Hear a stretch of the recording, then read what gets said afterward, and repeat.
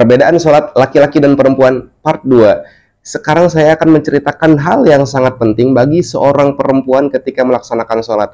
Kenapa? Karena perbedaan sholat laki-laki dan perempuan yang akan saya ceritakan pada kesempatan kali ini, itu adalah perbedaan dalam urusan syarat sahnya sholat. Jika perempuan salah dalam melakukan hal ini, maka bisa mengakibatkan sholatnya tidak sah.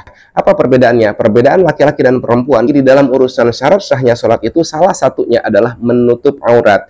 Kalau laki-laki yang wajib ditutupi auratnya itu adalah baina surrati warrukbati, antara udal dan dengkul saja yang wajib untuk ditutupi laki-laki ketika melaksanakan sholat. Jadi misalkan laki-laki ketika melaksanakan sholat, dia menggunakan sarung, ke bagian atasnya dia pakai misalkan di perut, di atas udal, kemudian di bagian bawahnya sampai melewati lutut, misalkan di bagian betisnya, maka bagi laki-laki sudah cukup untuk melaksanakan sholat dan dia sudah cukup untuk menutupi auratnya. Tapi bagi perempuan, aurat perempuan di dalam sholat itu adalah semua tubuhnya kecuali wajah dan dua telapak tangan.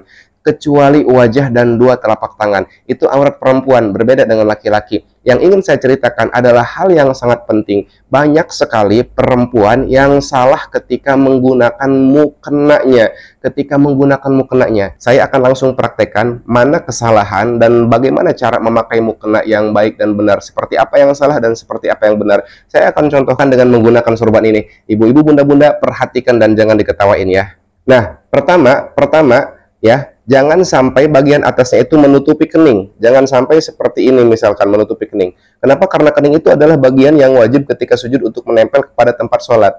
Jadi pakai mukenanya, bagian atasnya itu harus terbuka keningnya. Kemudian yang banyak kesalahan itu yang saya ceritakan tadi itu ketika menggunakan mukena itu seperti ini.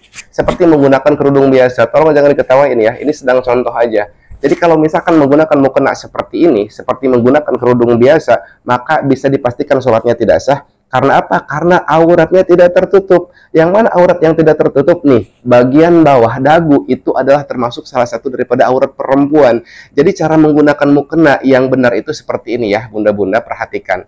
Nah, bagian dagunya itu harus tertutup seperti ini.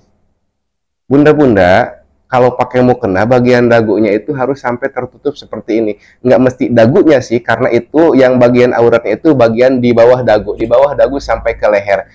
Ukuran wajah ya, ukuran wajah itu seperti ini nih.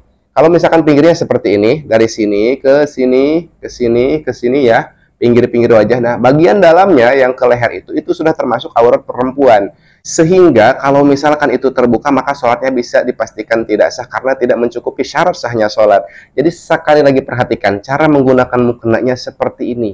Seperti ini ya. Siapa? Coba yang udah tahu, yang udah bener cara menggunakannya, alhamdulillahirobbilalamin. Jangan seperti ini. Kalau seperti ini kan kayak menggunakan kerudung biasa ya. Ya, kayak menggunakan kerudung biasa. Jangan seperti ini kalau sholat, harus seperti ini. Semoga sampai di sini dapat dipahami. Tulis di kolom komentar amin. Semoga kesalahan-kesalahan kita dalam menjalankan ibadah kepada Allah, Allah ampuni. Dan semua amal ibadah yang telah kita lakukan, semoga Allah terima. Barakallahu fiik. Assalamualaikum warahmatullahi wabarakatuh.